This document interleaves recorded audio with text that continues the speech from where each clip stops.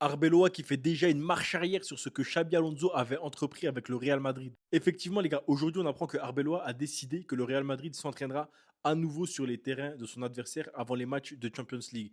Comme le faisait Ancelotti, comme le faisait Zidane, Xabi Alonso, il avait arrêté de faire ça pour éviter que les leaks tactiques soient faits. Xabi Alonso, en gros, il avait peur qu'en s'entraînant chez l'adversaire avant un match de Champions League, il y ait des observateurs, il y ait des drones, il y ait des caméras qui puissent un petit peu lire sa tactique à l'avance et puis le sortir dans les médias. Eh ben Arbeloa, les gars, il a pas peur de ça, lui. Arbeloa, lui, va faire l'inverse.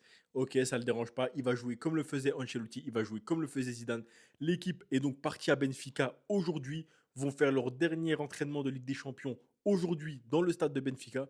Et puis demain, ils joueront leur match tout simplement comme ça a toujours été le cas avec le Real Madrid. Maintenant, de dire que c'est une bonne décision, une mauvaise décision, je sais pas, en vrai, je sais pas vraiment à quel point ça impacte. Parce que Xabi Alonso avait décidé de faire ça. Mourinho le faisait déjà à l'époque avec le Real Madrid. Et aujourd'hui, Arbeloa revient dessus et puis lui se refait comme ont fait ses prédécesseurs, Ancelotti et Zidane. Et puis d'un côté, je me pose les questions.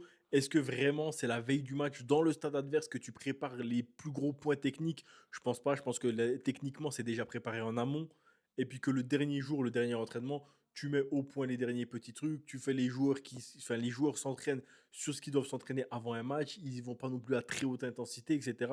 Je pense que le plus gros du tactique est déjà fait à la maison en amont.